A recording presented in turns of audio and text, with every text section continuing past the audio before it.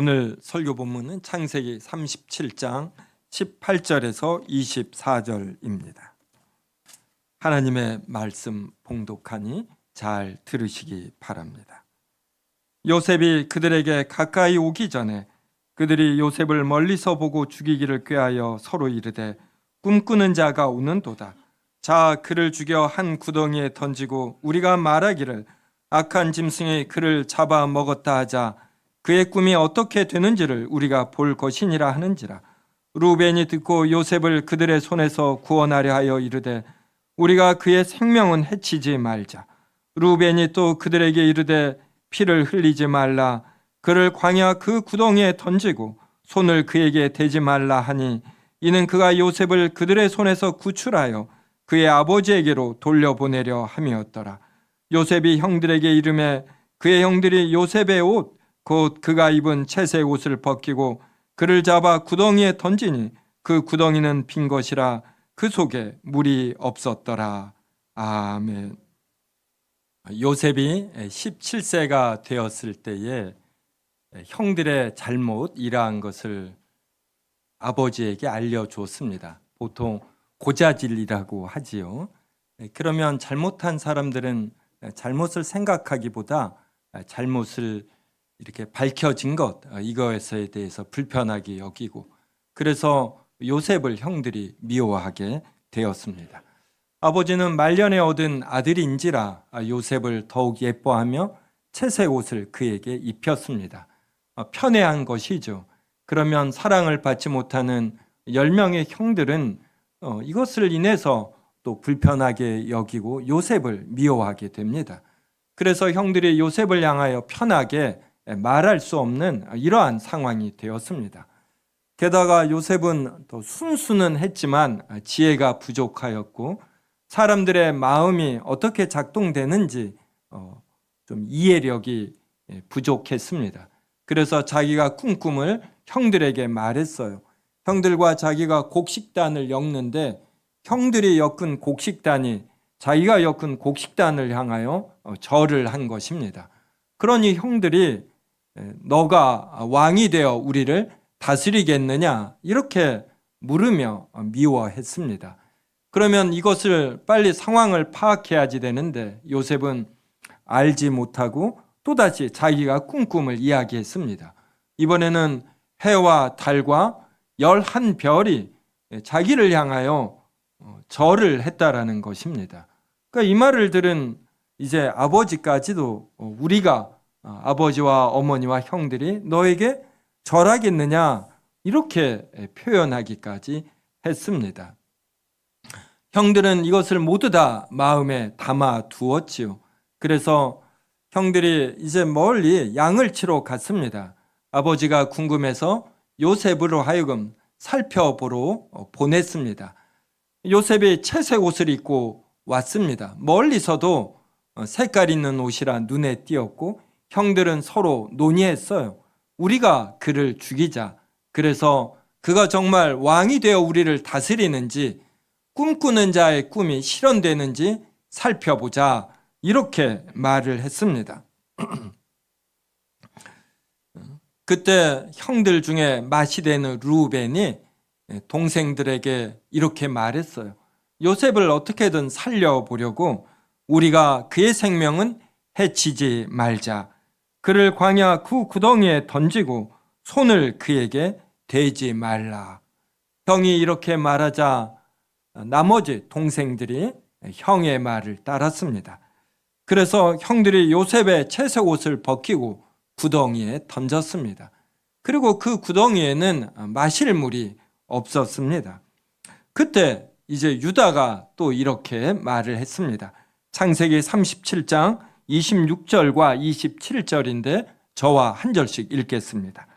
우리가 우리 동생을 죽이고 그의 피를 덮어둔들 무엇이 유익할까? 그를 이스라엘 사람들에게 팔고 그에게 우리 손을 대지 말자. 그는 우리의 동생이요 우리의 형입니다. 그의 형제들은 청종. 네, 그 형제들이 청종했어요. 그래서 멀리 이스마엘 사람들, 상인들이 왔습니다. 그래서 그 상인들에게 은 20을 받고 팔았고, 이 상인들은 애굽에 내려가 친위대장 보디발에게 팔았습니다. 이제 종으로 판 것이죠. 이게 37장, 창세기 37장 끝의 내용입니다. 그러면 이어서 창세기 38장은 어떤 내용을 말할까요? 이어지는 내용이 무엇일까요? 네. 굉장히 놀랍게도 요셉에 관한 이야기가 아니에요. 갑자기 유다에 관한 내용이 38장 전체에 걸쳐서 나옵니다. 38장의 내용을 제가 간략히 말씀드리겠습니다. 유다가 아둘람 사람 히위하고 친하게 지냈어요. 이방인과 친하게 지내다 보니까 이방인 가나안 사람 수아의 딸과 동침하게 되었습니다. 이제 결혼한 것이죠. 그래서 아들 셋을 낳았습니다.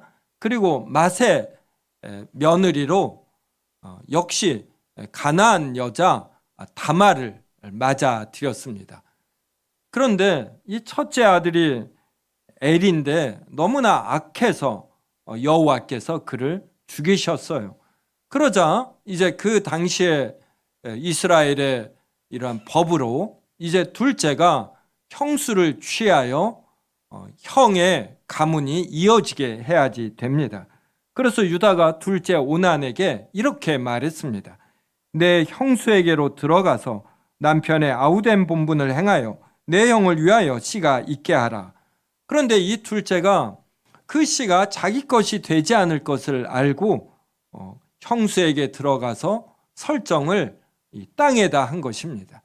여호와께서 이것을 또 악하게 보시고 둘째를 죽이셨습니다. 그러자 유다가 겁이 났어요. 이제 셋째까지 죽임을 당하는 것은 아닌가.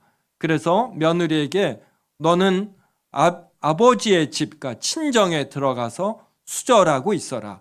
셋째가 장성하면 너에게 주겠다. 이렇게 해서 며느리를 보냈습니다. 그 유다의 아내 수아의 딸이 죽임을 당했습니다. 이제 죽었습니다. 아내가 죽으니 얼마나 유다가 힘들겠습니다. 그의 친한 친구 아둘람 사람 히위를 통하여 위로를 받고, 그리고 이어서 딥나 지역으로 이제 양털을 깎을 때가 되어서 내려갔습니다. 그러자 사람들이 며느리 다말에게 너희 시아버지가 양털을 깎으러 내려왔다라고 알려주었습니다. 그러자 며느리 다말이 꾀를 생각해내었습니다. 과부임을 나타내는 옷을 벗고 일반 여자의 옷으로 변장하고 그리고 너울로 얼굴을 가렸습니다. 그래서 다말임을 나타내지 않도록 천으로 몸을 가리고 유다가 올 만한 집 문 앞에 섰습니다. 그때 유다가 이 여자를 창녀로 생각하고 그녀에게 이제 수작을 했지요. 내가 너에게 들어가겠다. 그러자 다말이 나에게 무엇을 주겠느냐? 유다는 염소 새끼를 주겠다 했습니다. 그러자 다말은 이거에 대한 보증으로 무엇을 주겠느냐? 그래서 유다의 도장과 도장을 매는 끈과 유다가 들고 다니는 지팡이를 다말이 요구했습니다. 그래서 유다가 이것을 주고 관계를 하지 않았고, 그리고 다말은 쌍둥이를 낳았습니다. 그 쌍둥이의 한 명 베레스가 유다를 이어서 이스라엘 가문의 후계자가 됩니다. 그래서 예수님의 족보를 살피면 유다는 다말에게서 베레스를 낳고 베레스는 누구를 낳고 이렇게 족보가 나옵니다. 그리고 나서 다시 갑자기 이제 요셉 이야기가 나와요. 성도님들이 요셉 이야기는 많이 들으셨습니다. 잘 아시는 것처럼 그는 친위대장 보디발 집에 가정 총무가 되었습니다. 그 후에는 그 아내에게 누명을 씌고 감옥에 갇혔고 거기서도 다시 총무가 되었습니다. 애굽 언어를 모르는 이방 사람이 친위대장 집에 가정 총무가 되는 일, 이게 쉽지 않습니다. 그 다음 누명을 쓴 후 감옥에 들어가 다시 이 감옥에 총무가 되는 일도 쉽지 않습니다. 두 장관급에 해당하는 자의 꿈을 해몽해 주었습니다. 이대로 집행이 되어서 술 맡은 관원이 지위가 회복이 되었습니다. 그런데 그 장관은 꿈을 해몽해 준 요셉을 잊어버렸어요. 그 모든 기간을 요셉은 잘 감당해 내었습니다. 자, 성도 여러분, 왜 창세기는 37장에서 요셉 이야기를 한 이후에 38장에서 유다 이야기를 하고 그리고 39장에서 다시 요셉 이야기를 할까요? 창세기를 우리가 읽을 때 이 흐름을 아는 것, 이것이 핵심이 됩니다. 이것을 알지 못하면 우리는 각계의 사건을 별도로 보면서 좀 아쉽게 어떤 도덕과 윤리 차원에서의 이러한 교훈을 얻는 정도에 그치기가 쉽습니다. 37장 2절을 한번 보시겠습니까? 2절이 어떻게 시작하냐면 야곱의 족보는 이러하니라, 이렇게 시작이 됩니다. 그러면서 요셉 이야기가 나오고 야곱에게는 12아들이 있지 않습니까? 그래서 그 12아들 중 그들 전부에게 큰 영향을 미치는 요셉 이야기, 그리고 유다 이야기가 나옵니다. 이스라엘은 바로 야곱의 12아들이 12지파의 조상이 됩니다. 그러면 우리는 12지파들은 도덕과 윤리 면에서 더 고매하고 또 지혜가 풍성하리라 여깁니다.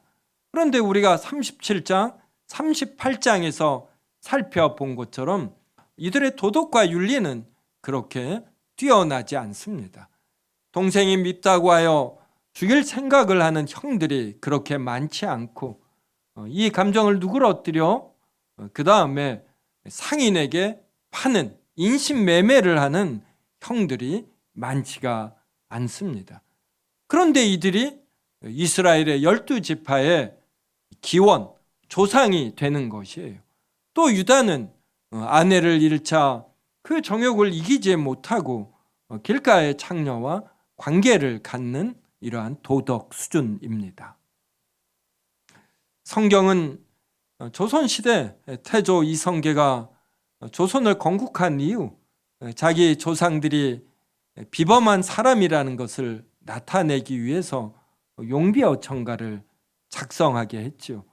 거기에 보면 태조 이성계의 조상들은 6대 손까지인가 나와요, 위로. 그런데 전부 다 비범합니다. 아주 물리적으로, 육체적으로도 뛰어난 능력이 있고 도덕과 윤리 면에서 흠이 없습니다. 그런데 성경은 이렇게 적나라하게 기록을 해요. 성경이 말하고자 하는 것은 사람이 팩트면에 있어서 실상면에서 어떠한 존재인가, 이것을 드러내는 것입니다. 야곱의 12아들이 자체 내 평안이 없습니다. 누가 편애를 받으면, 누가 꿈을 꾸어 더 높은 위치에 선다라는 것을 알리면 이것을 참지 못합니다. 야곱의 12아들은 우리 일반 신자들의 어떤 도덕 수준, 지혜 수준을 나타내는 것이에요.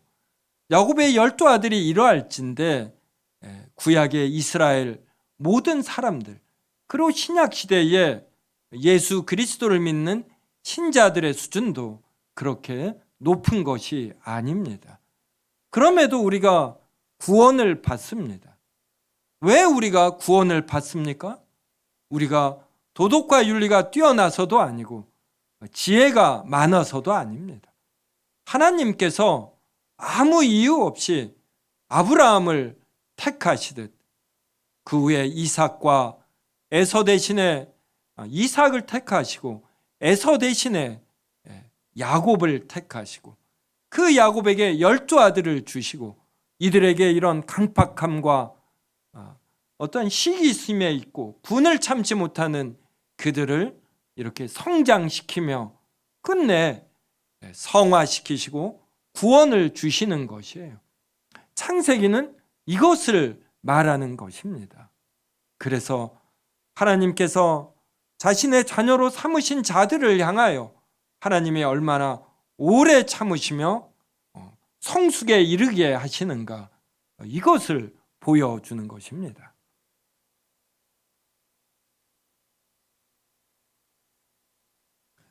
야곱의 12아들에게 부족한 점만이 있는 것은 아닙니다. 이들에게 또 칭찬받을 점이 있어요. 그것은 이들이 주님 안에서 죄를 짓는다라는 것입니다. 그래서 누군가 옳은 말을 할 때 이것을 받아들인다라는 것이에요. 그 10명의 형들이 요셉이 멀리서 오는 것을 보고 죽이기로 결의했습니다. 그때 맏형 르우벤이 이렇게 말했죠. 우리가 그의 생명은 해치지 말자. 그를 광야 그 구덩이에 던지고 손을 그에게 대지 말라. 이렇게 말했을 때 그 나머지 동생 9명이 들은 것입니다. 신자가 가져야 할 덕목이 이것이에요. 우리도 똑같이 죄를 짓습니다.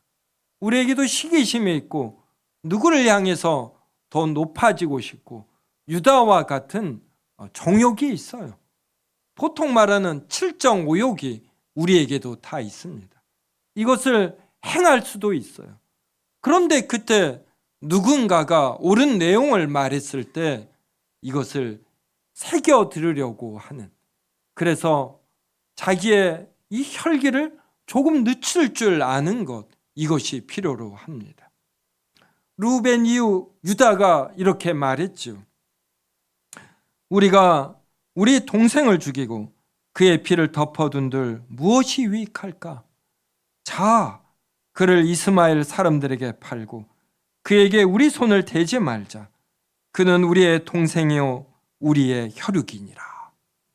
그때 또 나머지 형제들이 이 말을 들은 겁니다. 그래서 물이 없는 구덩이에 요셉을 방치하지 않고 그를 이스마엘 상인들에게 판 것이. 이스마엘 상인들에게 판 것도 참 나쁜 짓이죠. 하지만 한꺼풀 자신의 이 격한 감정을 누그러뜨리는 거, 이게 쉽지 않습니다. 근데 신자는 이렇게 하는 것이, 내가 누군가 옳은 말을 들었다, 그때 이를 악물고 이 옳은 말대로 행하는 것입니다. 그러면 몇 개월 후, 몇 년 후 반드시 좋은 결과가 있기 마련입니다. 요셉만이 물이 없는 구덩이에 빠져서 그 이후 애굽에 가서 종으로 팔리는 이런 힘든 삶을 산 것이 아니에요. 형들도 물이 없는 구덩이에 빠지는 이런 삶을 살았어요. 요셉을 판 이후 아버지에게로 돌아와 그 야곱이 우는 것을 봤을 때 이들의 마음이 편하겠습니까? 이들도 결혼해서 자식을 낳지요. 이 자식의 소중함을 이들도 알면서 이 죄책감 속에 있는 것입니다. 이것을 우리가 어떻게 아냐면, 이제 애굽에서 요셉이 총리가 되었고 흉년이 되었습니다. 양식을 사러 갔어요. 요셉 앞에 이들이 전부 절했습니다. 요셉이 그때 자신이 꾼 꿈의 의미가 무엇인지를 알아냈습니다. 깨달았어요. 그럼 하나님께서 왜 이런 꿈을 꾸게 했는가? 요셉이 깨닫지요. 아, 형들, 아버지 야곱의 모든 권속들을 살리도록 하심이구나. 이걸 깨달으며 요셉이 이제 형들이 괘씸하지요. 요셉은 얼마나 큰 상처 속에 살겠습니까? 제가 한번 서초동에서 목회할 때 차가 견인이 됐어요. 이것도 충격이더라고요. 왔는데 차가 없어져요. 근데 요셉은 그 정도가 아니야. 요셉이 좀 순수하지 않습니까? 형들을 다 믿은 거예요. 자신의 꿈도 형들이 받아들이라. 그렇게 믿은 형들이 자신을 옷을 벗기고 죽이려 하고 구덩이에 넣었다. 이거 평생 상처 속에 요셉은 살 수밖에 없는 것입니다. 그래서 형들을 3일간 첩자로 누명을 씌워 감옥에 가둡니다. 그리고 3일 후에 풀어주죠. 그리고 너희는 양식을 갖고 가라. 그리고 그 중에 한 명, 이게 시므온입니다. 제가 추측 건데 왜 시므온을 요셉이 지목했을까? 아마 시므온이 앞장서서 요셉을 죽이자 이렇게 했을 거예요. 그러니까 빈구덩이에서 다 요셉이 들은 거죠.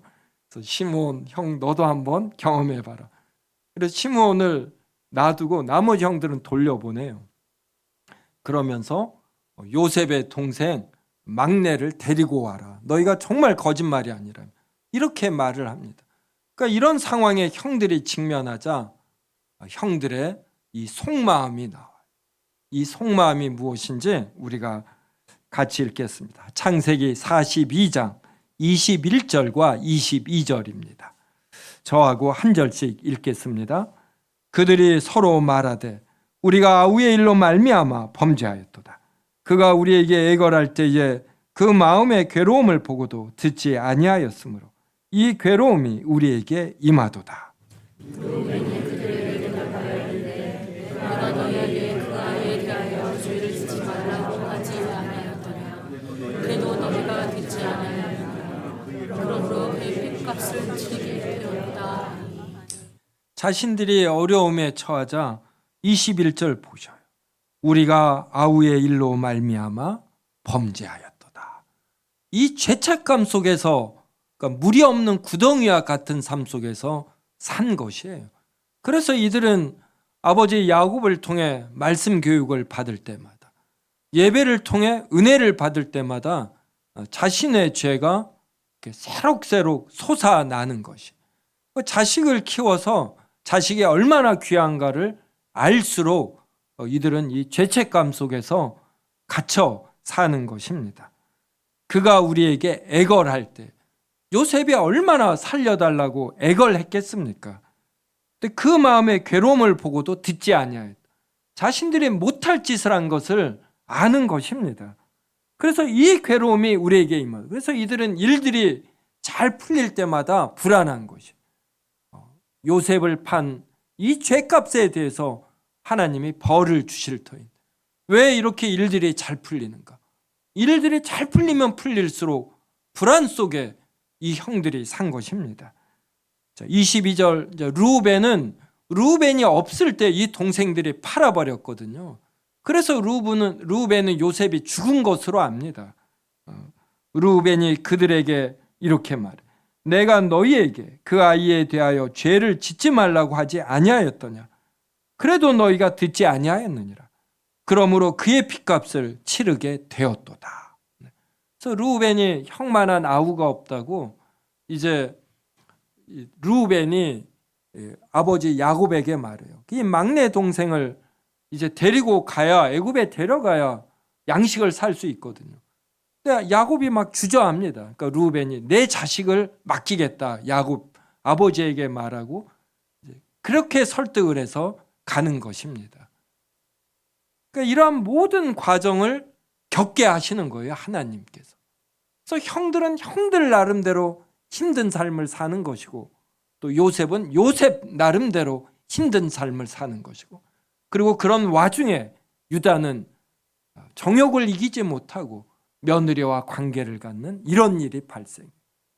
그러면 하나님은 유다를 징계해야 하지 않습니까? 징계하지요.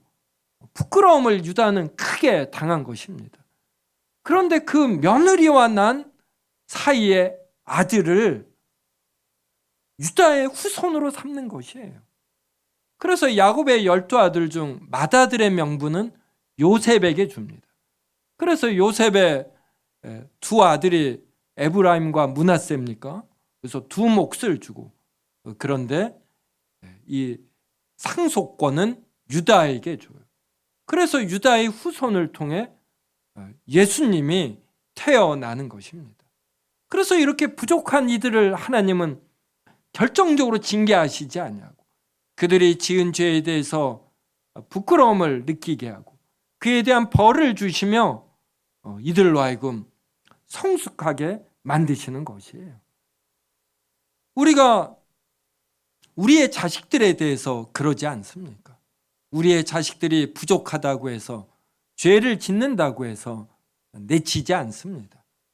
부모는 이걸 자신의 부족함으로 알고 자식들이 여기에서 벗어나 더 성장해 나가기를 바라는 것이죠. 저도 제 어머니가 저의 부족함에 대해서 분명히 제가 잘못했거든요. 다른 사람들에게. 그때도 제 편을 들더라고요.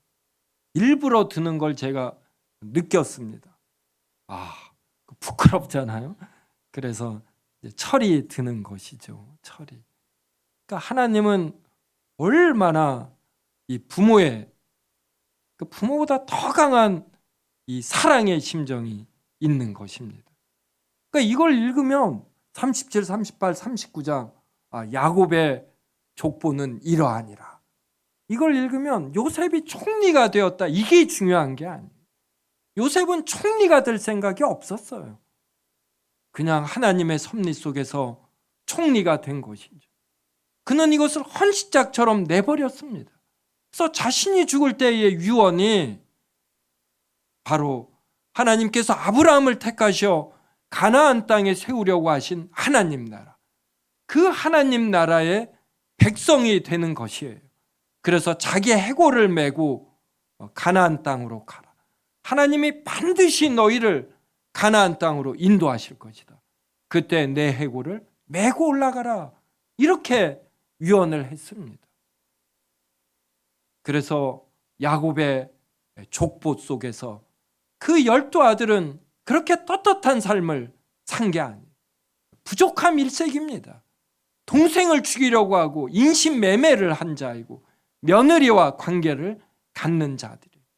그런데 이들의 뛰어난 점은 자신들의 죄와 부족함을 누군가 말했을 때 다윗처럼 깨끗이 인정하고 자신들의 이 격한 감정을 조금 억누르고 옳은 바를 행한 것, 여기에 있는 것이에요. 저도 은혜를 받고 설교 준비하며 하나님의 그 큰 사랑을 느끼면 제 죄들이 많이 떠올라요. 그러면서 크게 부끄러워하죠. 그리고 조금 더 나은 삶, 조금 더 사랑이 풍성하고 하나님의 경건을 향하여 나아가는 목사가 되어야겠다. 이렇게 다짐을 합니다. 우리 마태복음 1장 1절부터 5절 읽어보겠습니다. 저와 한 절씩 읽겠습니다. 아브라함과 다윗의 자손 예수 그리스도의 계보라.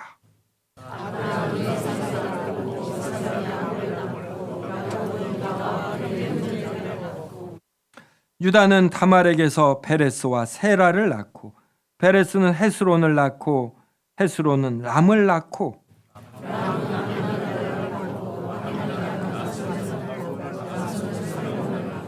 같이 읽습니다.